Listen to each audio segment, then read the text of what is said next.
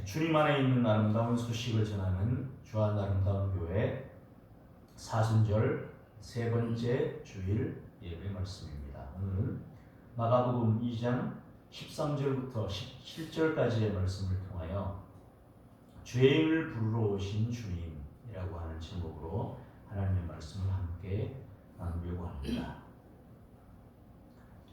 예수님께서 가시는 곳마다 수많은 무리가 예수님을 따랐습니다. 예수님에게서 하나님의 말씀을 들을 수가 있었고, 복음을 들을 수가 있었고, 모든 병, 모든 약한 것들을 고침받을 수 있었기 때문입니다. 귀신에 눌린 사람들도 자유함을 얻게 됐습니다. 치유와 회복이 일어났습니다. 먹는 문제도 때로는 해결해 주셨습니다. 그래서 많은 사람들이 예수를 따랐습니다. 예수님께서 바닷가에 나가셨을 때에 다시 큰 무리가 나왔습니다. 예수님은 그들에게 하나님의 말씀을 가르쳐 주셨습니다. 말씀의 의미, 그 본질이 무엇인지, 또 그 말씀이 현재에 왜곡되게 이해가 되고 있는 것들은 어떤 것인지 그것들을 밝히 깨우쳐 전해 주셨습니다. 예수님은 또 길을 지나가시다가 알페오의 아들 레위가 세관에 앉아 있는 것을 보셨습니다. 세리 마태입니다. 세리장이었습니다.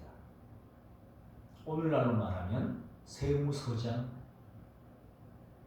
되는 거죠. 세관이 되는 것이 힘들었을 겁니다. 쉽지 않았을 것입니다. 당시의 세관은 로마로부터 유대나라에 부과된 그 세금을 걷어서 로마에 바치는 사람이었습니다. 공정하게 하는 사람들이 그렇게 많지 않았습니다. 로마가 10% 정도의 세금을 부과했다고 하면 이 세리들이 특권을 가지고 15%, 20% 이상의 세금을 걷었습니다. 그리고 로마에서 원하는 만큼만 세금을 바쳤습니다. 그리고 나머지는 착복하거나 등등 유용했습니다. 그래서 부자들이 된 사람이 많았습니다. 그래서 그들은 동족인 유대인들로부터 매국노다, 또 불의한 자들이다, 죄인들이다 정죄받는 위치에 있었습니다. 그런데 그 사람을 예수님이 부르신 것입니다. 세관인 것을 알고 있습니다. 그의 소문도 알고 계셨을 것이고 그가 하는 일도 알고 계셨습니다. 그 소문의 진위까지도 예수님에게 말씀해 주지 않아도 아실 수 있었습니다. 그런데 그 사람을 부르신 것이었습니다. 나를 따르라 하셨습니다. 그런데 일어나서 따르는 것이었습니다. 그 또한 쉽지 않다고 하는 것을 여러분 잘 아실 것입니다. 세관, 세무공무원이라고 하는 지위를 내려놓고 장래가 보장되어 있잖아요. 이때에 오늘날과 같은 공무원 연금 제도가 있었는지는 모르겠습니다. 그런데 실질적으로 당시 이스라엘과 유대를 지배하고 있는 로마의 눈에 보기에 크게 벗어나지 않는다면 지위는 보장되어 있었습니다. 먹고 사는 문제, 남들은 걱정할지 몰라도 세리는, 마태는 크게 걱정하지 않아도 되었습니다. 다른 이들의 약간의 비난, 보이지 않는 곳에서 헐뜯는 이야기들, 듣는 데서 하는 것도 아닌데, 나라님도 보이지 않는 곳에서는 욕한다고 하는데, 보이지 않는 곳에서 수군거리는 것이 무엇이 그렇게 대수라고 이렇게 여기면서 현재의 안락한 생활, 그것을 누리고 싶은 마음이 분명히 있었을 것입니다. 예수님을 따른다고 하는 것은 그것을 포기하고 가는 것입니다. 특권을 내려놓고 포기하고 가는 것입니다. 어쩌면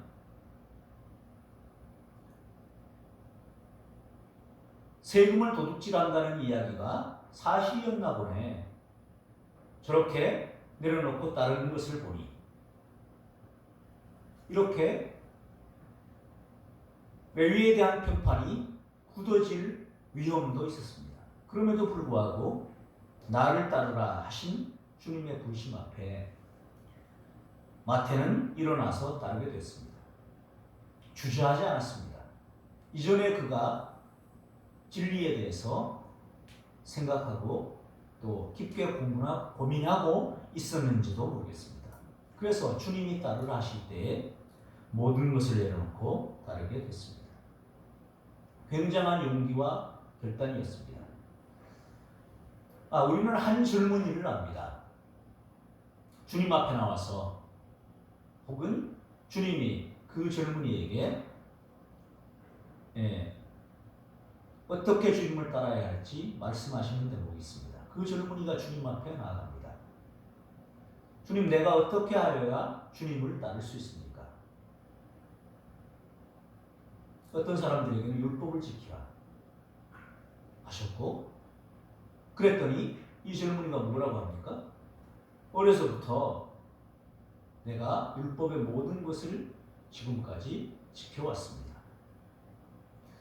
그래? 너에게 한 가지 부족한 것이 있는데 네 재산을 팔아서 사람들에게 나누어 주고 나를 따르라 하셨습니다. 그런데 그 젊은이가 자기의 재산이 많은 것 때문에 고민하며 돌아갔다는 이야기가 기록되어 있습니다. 주님은 많은 이들에게 그렇게 말하지 않으셨습니다. 그런데 그렇게 말씀하신 것으로 우리가 합리적인 추론을 해본다면 그 젊은이에게 있어서는 재산이 많은 것이 주님을 따르는 데 있어서 방해거리가 됐습니다. 예수님을 따르는 데 있어서 가장 큰 걸림돌이 그 청년에게 있어서는 재산이었습니다. 각자마다 다를 수 있는데 예수님을 따르는 것이 힘든 사람들의 여러 가지 이유들이 있을 수가 있습니다. 각자마다. 우리 집안은 조상대대로 이런 정도를 믿고 있었다고. 그런 것이 걸림돌이 되는 사람도 있습니다. 아니면 자기의 경험, 내가 과거에 예수 믿는 사람들을 만나봤고 그랬는데 그 어떤 특별한 경험 때문에 나는 따르고 싶지 않다, 신뢰가 가지 않는다 등등의 여러 가지 것들이 예수님을 믿는데 방해 요소로 작용합니다. 이 레위에게도 그러한 것들이 방해가 되었을 수도 있습니다. 그런데 이 사람은 진리에 대한 갈급함이 있었던 것 같습니다. 그리고 자기가 지금 세무공무원이라고 하는 지위에 있다 보니 로마의 요구는 순응할 수밖에 없고 또 자기도 먹고 살아야 하고 백성들로부터 세금을 걷어야만 하는 그런 입장에서 어쩔 수 없다고 스스로 이렇게 합리화하면서 살아갔을 수도 있습니다. 그런데 양심이 작동하고 또 가책을 느꼈을 수가 있습니다. 말씀도 나름대로 들어보고 또 생각해보기도 했을 것입니다. 아마 그런 과정이 있었을 것으로 보입니다. 그래서 일어나 따릅니다. 그리고 이제는 자기 집에 주님을 초대하기도 했습니다. 집에 앉아서 자기 집에 예수님을 모셔드리고 예수님과 함께 음식을 대접하고 있었습니다. 많은 세리와 죄인들이 예수님과 예수님의 제자들과 함께 앉아 있었습니다. 그 까닭을 오늘 성경은 그러한 사람들, 당시의 죄인의 대명사였던 세리와 창기들이 많이 있어서 예수를 따랐기 때문이라고 말했습니다. 주님은 이들에게도 찾아가서 주님을 따르라고 말씀하셨습니다. 이거는 위험이 있는 일입니다. 당시의 관습으로 볼 때에 누구와 어울리느냐가 그의 정체성을 결정하기도 했습니다. 잘 아시는 대로 제사장이나 또 레위인 또 그냥 일반인이라 할지라도 부정한 것과 접촉하게 되면 부정해지는 율법이 있었습니다. 병든 사람을 만지거나 또 그 피에 닿거나 하게 되면 부정하게 됐습니다. 제사장의 경우에는 한 2주 정도 혹은 그 이상 제사장의 직무도 감당할 수가 없었습니다. 정결하게 하는 기간이 도과하기까지는 그런 위험성들이 있었습니다. 그럼에도 불구하고 주님은 세리와 죄인들에게 찾아가셨고 또 주님께로 나오는 그 사람들을 금하지 아니하셨습니다. 그래서 그들과 함께 먹고 마시고 있었습니다. 이것은 당시로 보면 파격적인 행동이었습니다. 그들과 함께 음식을 잡수신다고? 이거는 파격 중에 파격이었습니다. 그래서 정결법에 대해서 나오기도 하고 세리와 죄인의 친구라고 하는 그런 별명을 가지게 된 계기도 됐습니다. 그 모습을 본 서기관 바리새인들이 속으로 정죄합니다. 그것을 보고 제사들에게 또 말합니다. 어찌하여 세리 및 죄인들과 함께 먹는가? 너희 선생은 어찌하여 세리와 죄인들과 함께 먹는 것이냐? 자기네들은 어울리지 않았습니다. 불결해질까봐. 거룩한 것이 속된 것하고 접하게 되면 속되게 될까? 아예 상종하지도 않았습니다. 그것이 거룩을 유지하는 길일까요? 이들은 그렇게 생각했습니다. 심지어 그러면서 그들과 어울리는 사람들조차 죄인이라고 함께 묶어서 정죄하기에 이른 것입니다. 우리는 하나님의 은혜로 구원을 받았습니다. 구원을 받는 데 있어서 우리가 역할을 하는 것이 없습니다. 에베소서 2장 8절로 9절 보실까요? 자, 시작. 너희는 그 은혜에 의하여 믿음으로 말미암아 구원을 받았으니 이것은 너희에게서 난 것이 아니요 하나님의 선물이라. 행위에서 난 것이 아니니 이는 누구든지 자랑하지 못하게 함이라. 우리가 구원받았습니다. 그런데 자랑할 수 있는 게 아닙니다. 우리의 어떤 행위 때문에 구원받은 것이 아니기 때문입니다. 전적인 하나님의 은혜이기 때문에 선물이라고 표현하고 있습니다. 이 선물을 받아서 현재 누리고 있는 사람이 있는가 하면 아직 그 선물을 받지 못해서 누리지 못하는 사람이 있습니다. 그리고 아직 그 선물을 받지 못한 사람들은 이후에 받을 수도 있습니다. 우리는 그것을 알지 못합니다. 누가 선물을 받을 사람이고 누가 선물을 받지 못할 사람인지 알 수 없습니다. 그래서 우리는 그것을 전하는 것입니다. 전할 때 일정 부분 알 수 있습니다. 전에 보면 지금 이 자리에서 그 선물을 받아들이려고 하는지 아닌지 그 사람의 모습을 보고 잠깐 생각할 수 있을 뿐 궁극적으로 어떤 사람이 그 구원의 선물을 받을 사람인지 우리는 알 수 없습니다. 알 수 없기에 우리에게 복음을 전하라 말씀하시는 것입니다. 알 수 없기에 그 소식을 전하라고 하는 것입니다. 그리고 우리가 또 복음을 전하는 중요한 이유는 우리도 거저받았기 때문에 우리도 그 선물을 받을 자격이 없는 사람인데 나 같은 사람도 그 선물을 받았기 때문에 그 소식을 전하는 것입니다.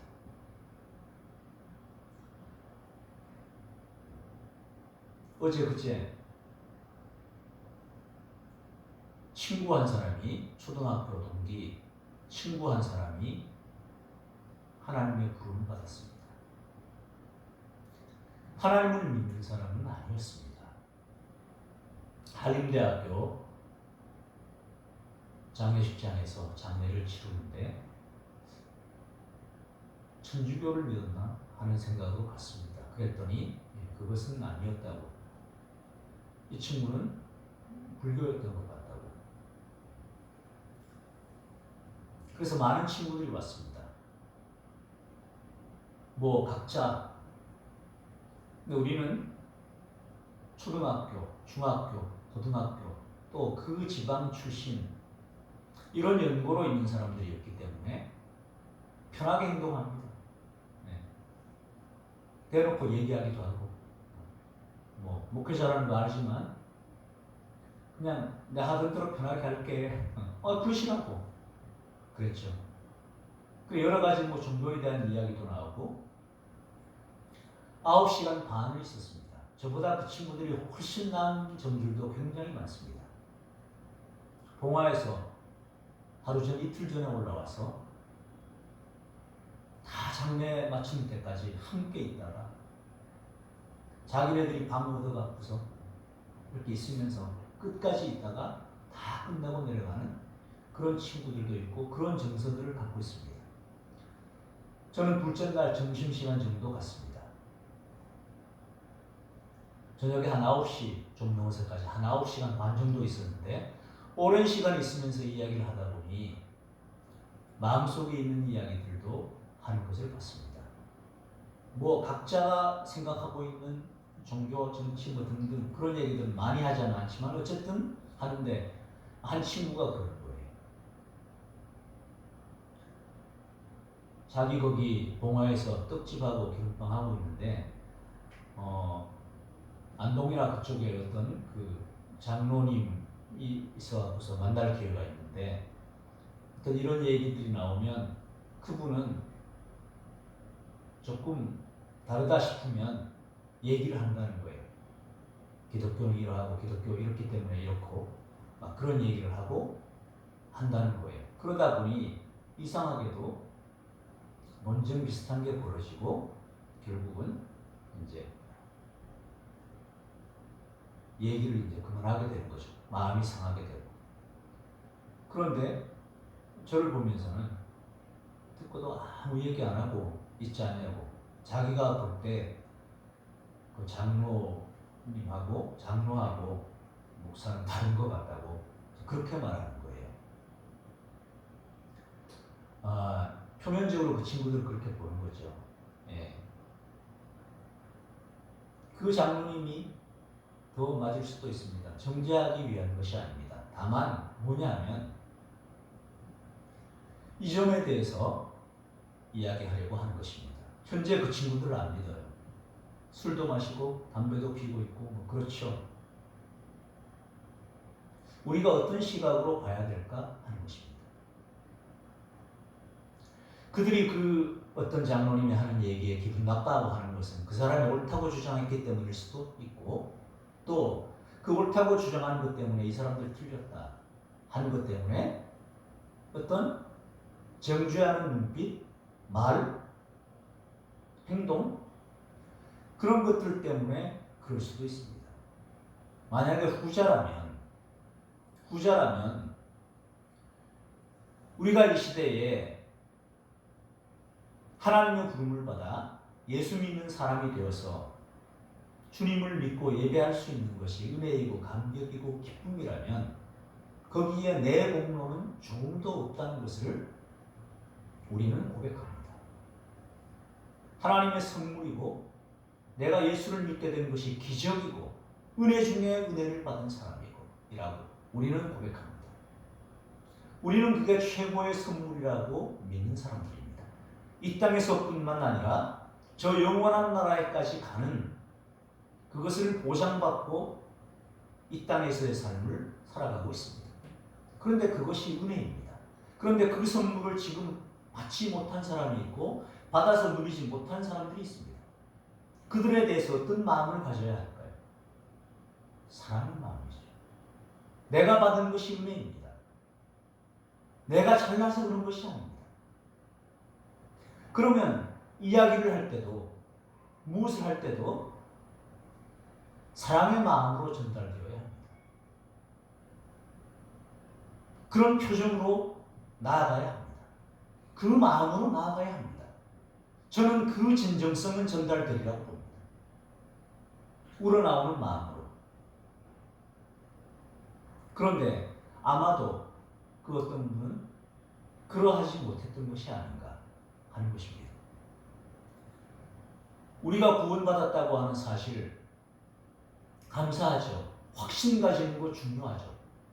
그런데 그 확신이 하나님이 나만 사랑하신다. 나만 특별하게 사랑하신다. 구원받지 못한 사람들은 죄인들이다. 나는 예수 믿어 의인이 됐고 구원받지 못한 사람들은 죄인이고 저렇게 행동하니까 구원을 못 받지 하는 식으로 선호가 바뀌어서 우리의 말이나 행동이나 눈빛이나 모든 것이 그렇게 표현되고 나타난다면 그것은 오히려 복음을 가로막을 수 있습니다. 주님은 오늘 본문에서 말씀하십니다. 너희 선생은 너희들은 왜 세리와 죄인들과 함께 먹고 마시느냐? 예수님의 별명이 먹기를 탐하고 세리와 죄인들의 친구다. 그러한 별명이 있었습니다. 바리새인들, 서기관들이 붙인 거죠. 그런데 거기에 대해서 주님은 17절에서 말씀하십니다. 들으시고 말씀하십니다. 건강한 자에게는 의사가 쓸데없고 병든 자에게라야 쓸데있느니라. 예수님을 의사라고 한다면 의사는 아픈 사람, 병든 사람에게 필요하다는 거예요. 건강한 사람에게는 의사가 쓸데없다. 나는 의인을 부르러 온 것이 아니요 죄인을 부르러 왔노라. 역설적인 표현이기도 하죠. 서기관과 바리새인들 구별된 사람이라고 생각했고 바리새인들 분리주의자라고 말하죠. 분리된 사람, 구별된 사람이라고 생각했고 서기관은 말씀을 맡아가지고 필사하고 하는 사람들이에요. 잘 알죠? 얼마나 잘 알아요? 필사도 하고 어떤 랍비들의 해석도 참고하고 요즘으로 얘기하면 말씀도 기록된 말씀도 알고 있고 주석도 보고 그걸 필사하고 하는 사람들이에요. 잘 알죠? 잘 알고 있다고 정통하다고 생각하는 사람들이죠. 그런데 그 사람들을 주님은 의인이라고 하면서 나는 그러한 의인들을 스스로가 의롭다고 생각하는 그런 사람들을 부르러 온 것이 아니고 죄인들을 부르러 왔다고 말씀하십니다. 아픈 사람, 병든 사람, 스스로가 죄인이라고 하는 사람들을 부르러 왔다고 말씀하십니다. 내가 구원받은 것이 내 능력이나 내 공로가 아닙니다. 우리는 구원받았지만 루터의 표현을 빌면 여전히 죄인이면서 동시에 의인이요 의인이면서 동시에 죄인인 그런 정체성을 가지고 있는 사람들입니다. 구원받아서 의인이 되었지만 내 행동, 내 말, 내 삶은 여전히 죄 가운데 있습니다. 죄인 동시에 의인입니다.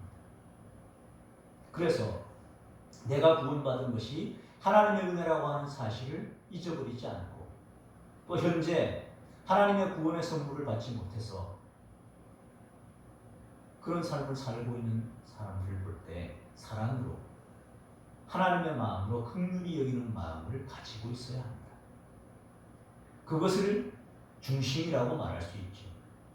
그 자세가 내가 구원받은 하나님께 감사하고 감격하는 자세와 결코 무관하지 않습니다.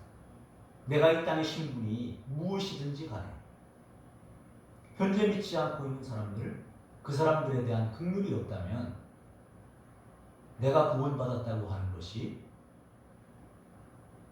의미가 있을까요? 누가복음에 18장 9절로 14절 같이 한번 읽으실까요?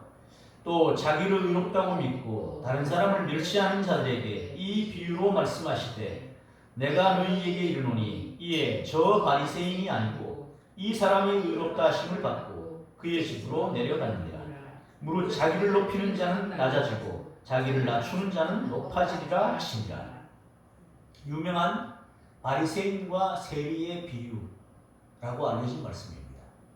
바리새인은 기도했죠. 하늘을 우러러 나는 저 세리와 죄인들과 같지 않음을 감사합니다. 나는 토색, 불이 가늠하지 않았고 일주일에 2번 금식하고 소득의 11조를 드리나이다. 저 세리와 죄인과 같지 않음을 감사하나이다. 이렇게 기도했습니다. 세리는요,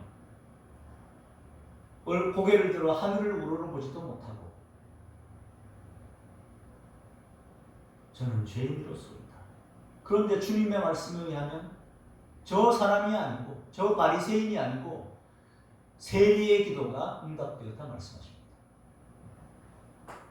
나는 누구의 것을 토색하거나 불의하게 또 간음하고 이런 행동하지 않았다는 거예요. 그러면서 일주일에 2번 금식했대요. 소득의 11조도 드리고 일주일에 2번이니까 일주일이 10일 아닙니까? 21끼. 21끼 중에서 2끼 금식했대요. 식사의 금식도 한 거예요. 그러면 더 나아가서 시간의 11조라는 것도 한번 이야기해 보면 어떨까요? 하루가 24시간인데 하루에 시간의 11조는 2시간 24분입니다. 자기가 정한 루틴이 있어서 1시간 성경 읽고 1시간 기도하고 24분 묵상했으면 시간의 11조를 드리는 거예요. 예를 들면 이걸 날마다 하는 사람이에요. 나는 새벽기도 30년 나갔다. 이것이 막 자랑이 되는 분들이 있어요. 존재하고 싶지는 않아요. 감사의 마음이 되면 좋겠다는 거죠. 내가 30년 동안 하루도 빠지지 않고 새벽 기도를 나갈 수 있는 것은 하나님의 은혜 때문입니다. 나는 이렇게 나가지만 하나님의 은혜에 비하면 이것은 보잘것없습니다. 나는 그런 마음이었으면 더 좋겠다는 거예요. 근데 이게 자랑이 되는 사람들이 있습니다.